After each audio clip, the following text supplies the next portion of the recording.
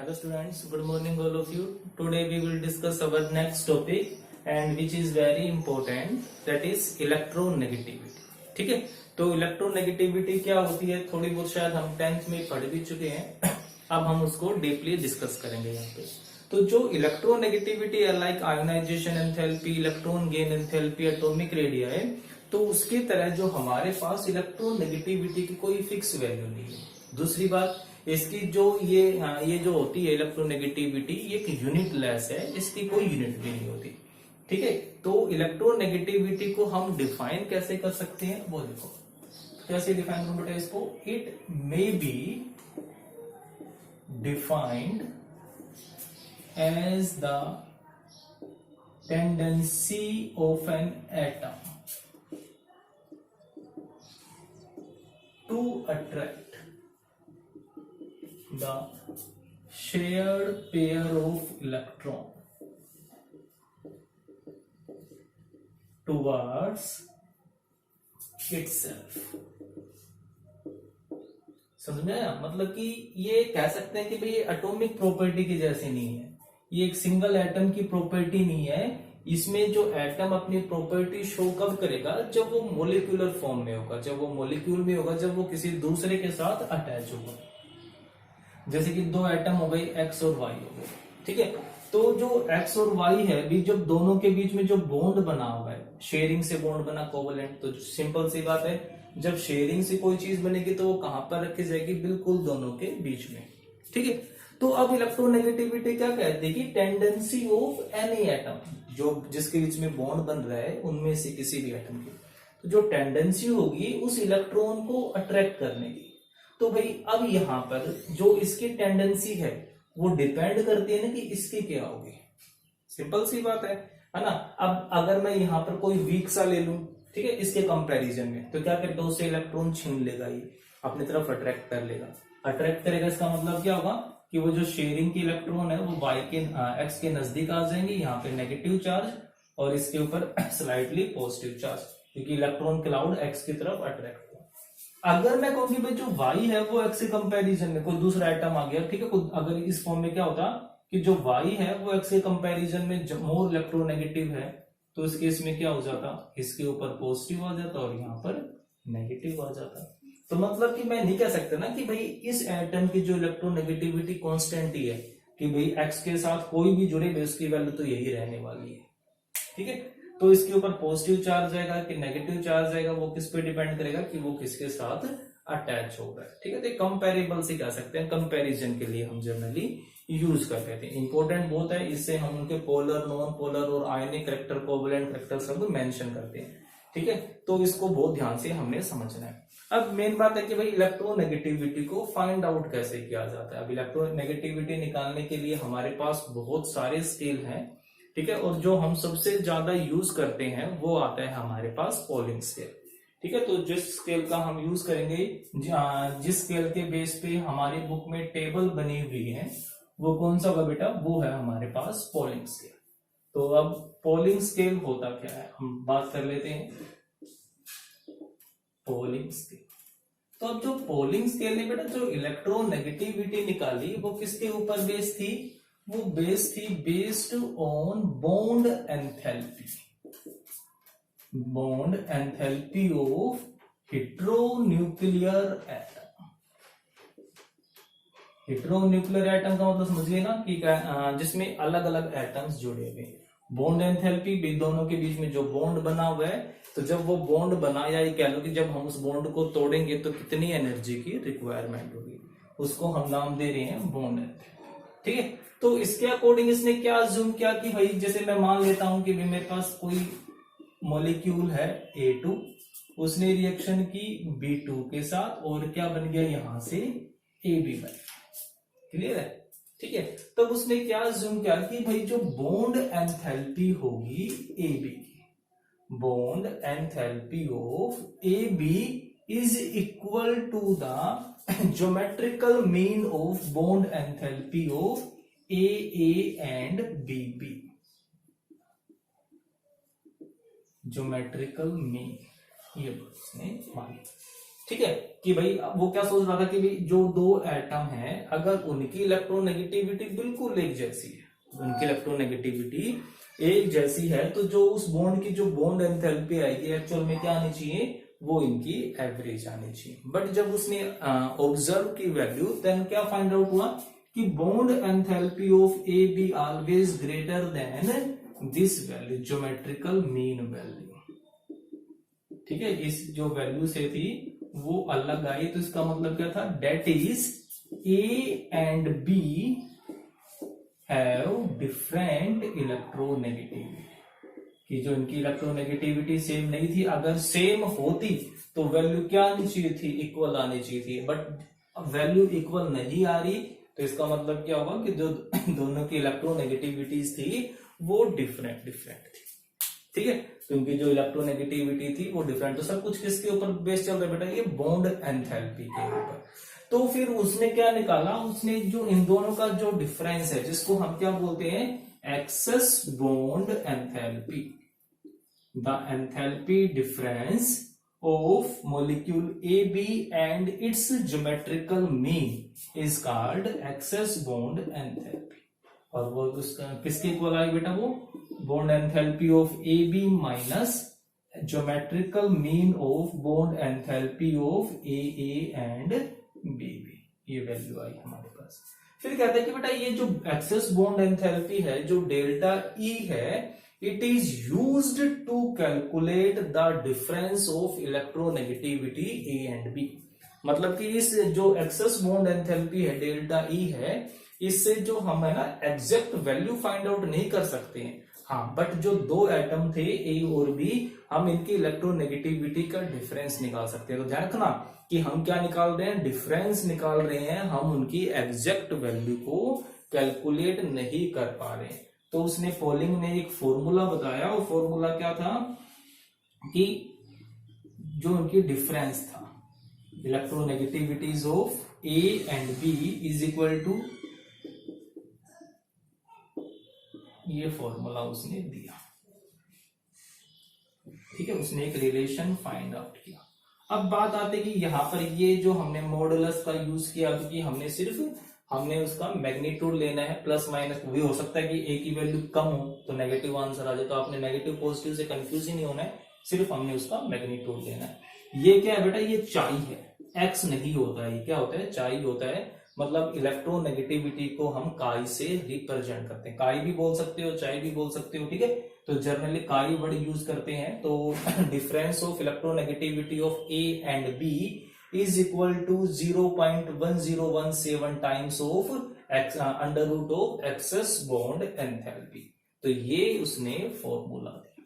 अब भाई बात तो फिर अटक गई कि अब भाई हमने तो यहां से डिफरेंस निकाला ना, मुझे तो ए और बी दोनों की इलेक्ट्रोनेगेटिविटी चाहिए ही चाहिए। तो फिर कहता है कि भाई जब इस केस में हम क्या मानेंगे, किसी एक को स्टैंडर्ड मान लेते हैं, जिस एक को स्टैंडर्ड मान के मैं क्या करूंगा, उसके रिस्पेक्ट में सारी वैल्यूज निकाल दूंगा और हमारे पास इलेक्ट्रोनेगेटिविटीज की वैल्यू आ जाएंगी। तो जो पोलिंग था उसने हाइड्रोजन को एज ए कह सकते हो रेफरेंस उसने अज्यूम किया, हाइड्रोजन को उसने रेफरेंस अज्यूम किया, और उसने जो इलेक्ट्रोनेगेटिविटी थी ऑफ हाइड्रोजन वो अज्यूम की उसने 0। ठीक है, बट इससे क्या हुआ कि बहुत सारे एटम जिनकी इलेक्ट्रोनेगेटिविटी हाइड्रोजन से कम होती है उनकी वैल्यूज पॉजिटिव नेगेटिव आ गई। ठीक है, भाई हाइड्रोजन की 0, अब जिनकी हाइड्रोजन से जो ज्यादा इलेक्ट्रोनेगेटिव है वो सब तो क्या हो गई भाई, ठीक है, उनकी वैल्यू तो पॉजिटिव, बट जो हाइड्रोजन से लेस इलेक्ट्रोनेगेटिव है उनकी वैल्यूज क्या आ गई, नेगेटिव आ गई। तो इस चीज को इग्नोर करने के लिए उसने जो इलेक्ट्रोनेगेटिविटी है हाइड्रोजन की वो अज्यूम की 2.05, और उस तरीके से उसने हर एक एटम की इलेक्ट्रोनेगेटिविटी निकाल दी। भाई जैसे कि उसने HF ले लिया, ठीक है, तो कौन कौन से मॉलिक्यूल लूंगा मैं, H2F2, तो bond enthalpy of HF minus इन दोनों का जो डिफरेंस आएगा एक्सेस बॉन्ड एंथैल्पी आ जाएगा। मैं यहां पर वैल्यू पुट करूंगा, मेरे पास दोनों का डिफरेंस आएगा, तो मैंने हाइड्रोजन की तो मैंने अज्यूम कर ही ली, और मेरे पास किसकी वैल्यू आ जाएगी, फ्लोरीन की। तो इस तरीके से उसने हर एक एटम के लिए इलेक्ट्रोनेगेटिविटी की वैल्यू फाइंड आउट की, और जो सबसे ज्यादा वैल्यू आई वो किसकी आई बेटा, फ्लोरीन की। तो electronegativity of fluorine is come to be 4.0 which is most electronegative atom. इसका मतलब ये हुआ कि फ्लोरीन जिस भी एटम के साथ जुड़ेगा उसके इलेक्ट्रॉन्स को अपनी तरफ अट्रैक्ट करने की पावर रखेगा, उनके इलेक्ट्रॉन्स को अपनी तरफ अट्रैक्ट कर लेगा। और जब फ्लोरीन के ऊपर वो सारा इलेक्ट्रॉन क्लाउड आ जाएगा तो फ्लोरीन स्लाइटली नेगेटिव बन जाएगा और जो दूसरा एटम होगा वो स्लाइटली पॉजिटिव बन जाएगा। ठीक है, तो आई बात समझ में। तो ये आप फॉर्मूला याद रख सकते हो कंपटीशन एग्जाम्स के लिए। ठीक है, फिर उसके बाद जो दूसरा स्केल आता है बेटा वो है मिलिकन स्केल। ठीक है, तो मिलिकन्स भी एक बहुत बड़े साइंटिस्ट हुए, उन्होंने भी अपने एक मेथड दिया इलेक्ट्रोनेगेटिविटी फाइंड आउट करने का। बिल्कुल सिंपल सा मेथड बताया उन्होंने क्या सोचा कि भाई उन्होंने क्या सोचा कि इलेक्ट्रोनेगेटिविटी का मतलब इलेक्ट्रॉन्स को अट्रैक्ट करना। इलेक्ट्रोनेगेटिविटी का मतलब क्या होगा, इलेक्ट्रॉन्स को अट्रैक्ट करना। ठीक है, अब जो मोर इलेक्ट्रोनेगेटिव है मतलब वो इलेक्ट्रॉन्स को अट्रैक्ट कर रहा है अपनी तरफ, और जो लेस इलेक्ट्रोनेगेटिव है वो इलेक्ट्रॉन को जाने दे रहा है। तो उस एक बात में दिमाग आई कि भाई जिस एटम की आयोनाइजेशन एनर्जी ज्यादा है, जिस एटम की आयोनाइजेशन एनर्जी ज्यादा है, इसका मतलब क्या होगा कि वो इलेक्ट्रॉन्स को लॉस नहीं करेगा। इलेक्ट्रॉन को दे नहीं रहा ना, उसने इलेक्ट्रॉन्स को अपने पास पकड़े हुए। दूसरी बात, जिसकी इलेक्ट्रॉन एफिनिटी ज्यादा है, ठीक है, जिसकी इलेक्ट्रॉन एफिनिटी कह लो, इलेक्ट्रॉन गेन एंथैल्पी वो ज्यादा, इसका मतलब क्या होगा कि वो इलेक्ट्रॉन्स को अट्रैक्ट करेगा। तो अब बात क्या होगी, एटम जिसकी आयोनाइजेशन एनर्जी है वो इलेक्ट्रॉन को अपने से दूर नहीं जाने देगा। साथ में अगर उसी एटम की इलेक्ट्रॉन एफिनिटी भी ज्यादा है तो अपना इलेक्ट्रॉन तो नहीं जाने दे रहा बल्कि दूसरे के इलेक्ट्रॉन्स को अपने पास लेके आ रहा है। तब उसने क्या सोचा कि the atom which have more ionization energy and electron affinity will be more electronegative as compared to other। और जिसकी वैल्यू लेस होगी, less ionisation enthalpy and electron affinity will be less electronegative. उसकी जो इलेक्ट्रोनेगेटिविटी क्या हो जाएगी, बहुत कम हो जाएगी, या ये कह लो कि दूसरे के कंपैरिजन में इलेक्ट्रो पॉजिटिव होगा। तब उसने क्या कहा कि electronegativity is the average of ionisation enthalpy and electron affinity. Confuse मत होना इलेक्ट्रॉन एफिनिटी और इलेक्ट्रॉन गेन एंथैल्पी में। अगर आप इलेक्ट्रॉन गेन एंथैल्पी लोगे तो हमें उस नेगेटिव के साइन को रिड्यूस करना पड़ेगा, हटाना पड़ेगा। तो इसका मतलब जो इलेक्ट्रॉन नेगेटिविटी आई इसके अकॉर्डिंग बेटा क्या आई, ionization energy plus electron affinity divide by 2। ठीक है, अगर भाई सोचो मैं यहां पर क्या ले लेता हूं, मैं यहां पर इलेक्ट्रॉन गेन एंथैल्पी लेता हूं। तो इलेक्ट्रॉन एफिनिटी क्या होती है, इलेक्ट्रॉन गेन एंथैल्पी। तो ये चीज आप ध्यान में रखोगे। ठीक है, इलेक्ट्रॉन गेन एंथैल्पी, ये चीज में गलती मत करना बिल्कुल भी। कभी यहां पर भी आप प्लस का साइन ले लो, फिर तो वो माइनस ही हो जाएंगे, वैल्यू पता नहीं क्या आएगी। ठीक है, ये आ जाएगा हमारे पास। ठीक है, तो अच्छी सी बात है, आप सिंपल यही याद रखो। बट फिर भी अगर कभी ये भी दिमाग में आ जाए तो नेगेटिव साइन आपने लेना है। अब दूसरी बात क्या थी कि जो आयोनाइजेशन एनर्जी और इलेक्ट्रॉन एफिनिटी को हम जब इलेक्ट्रॉन वोल्ट्स में लेके चलते हैं, क्या कहता है कि जब मैं आयोनाइजेशन एनर्जी और इलेक्ट्रॉन एफिनिटी को इलेक्ट्रॉन वोल्ट्स में लेके चलता हूं, तब मिलिकन ने क्या निकाला कि जो इलेक्ट्रॉन नेगेटिविटी थी ऑन मिलिकन स्केल, ठीक है, is equal to 2 times more than Pauling scale. तब जब हम किस में बात करते हैं, जब हमने आयोनाइजेशन एनर्जी और इलेक्ट्रॉन एफिनिटी को बेटा इलेक्ट्रॉन वोल्ट पर मोलिक्यूल हमने अज्यूम किया हुआ है। ठीक है, तो जो मिलिकन स्केल पे जो इलेक्ट्रॉन नेगेटिविटीज की वैल्यू आ रही थी वो थी 2.8 times more then electron negativity on polling scale. ठीक है, तो अब मैं इस मेथड से अगर मैं electron negativity on polling scale निकालू तो वो कितनी आ जाएगी बेटा, वो आ जाएगी मिलिकन स्केल अपॉन 2.8 8, बट ये वैल्यू किस में आई, इलेक्ट्रॉन वोल्ट्स के अंदर। ठीक है, अगर मैं इसको चाहूं कि भाई मैं इसको किलो जूल पर मोल में कन्वर्ट कर दूं, तो आप जानते ही हो कि जो इलेक्ट्रॉन वोल्ट होती है उसकी वैल्यू क्या होती है, 1.6 इंटू 10⁻⁻⁻�9 जूल। ठीक है, अब मैं इसको किलो जूल पर मोल करना चाह रहा हूं, तो मुझे क्या करना पड़ेगा, इसको 96.48 से डिवाइड करता हूं, तो मेरे पास ये वैल्यू जो थी वो वैल्यू किस में आ जाएगी बेटा, किलो जूल वाली।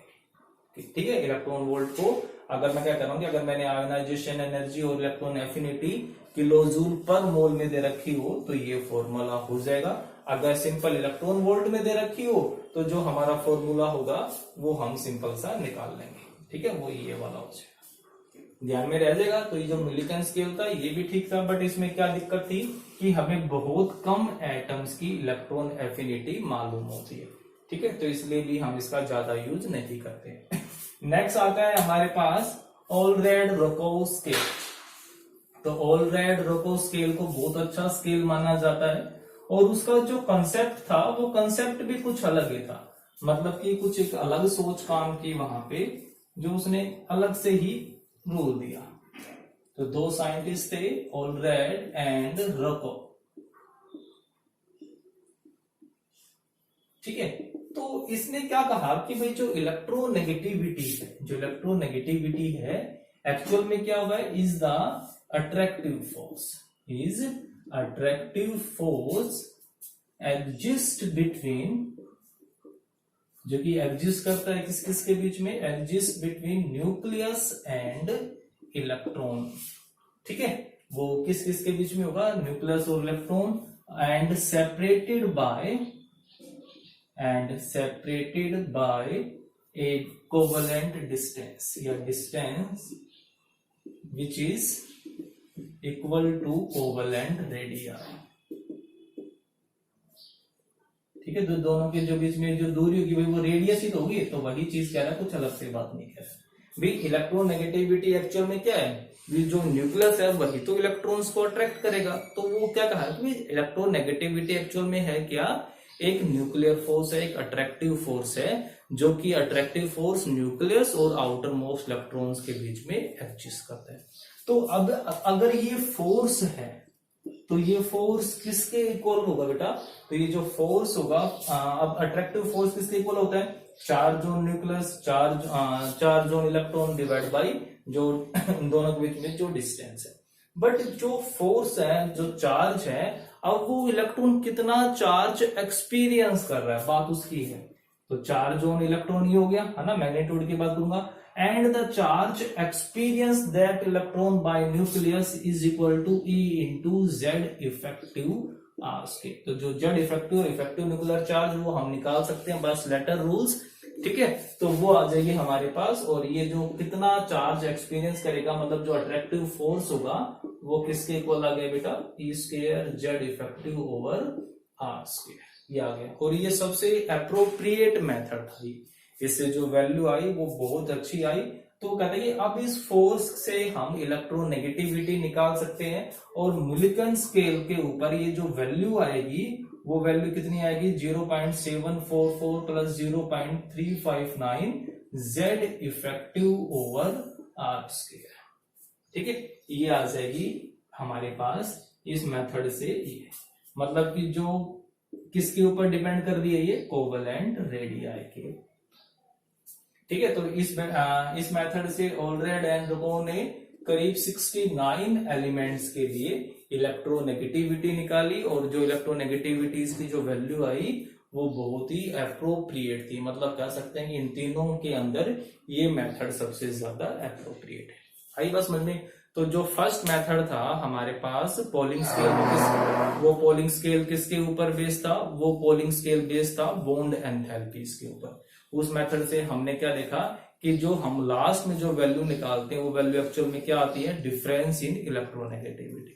तो उसमें क्या करना पड़ेगा कि हमने किसी एक को तो हमने अज्यूम करना पड़ेगा, तो हमने रेफरेंस माना हुआ है हाइड्रोजन को। बट कुछ बुक्स कहती हैं कि फ्लोरीन को भी अज्यूम किया हुआ है। ठीक है, जैसे जेडीली बहुत अच्छी रेफरेंस बुक है, उसने हाइड्रोजन को रेफरेंस माना हुआ है। ठीक है, एटकिंस के अकॉर्डिंग उन्होंने फ्लोरीन को माना हुआ है। ठीक है, तो बट वैल्यूज हैं वो सेम ही थी दोनों में।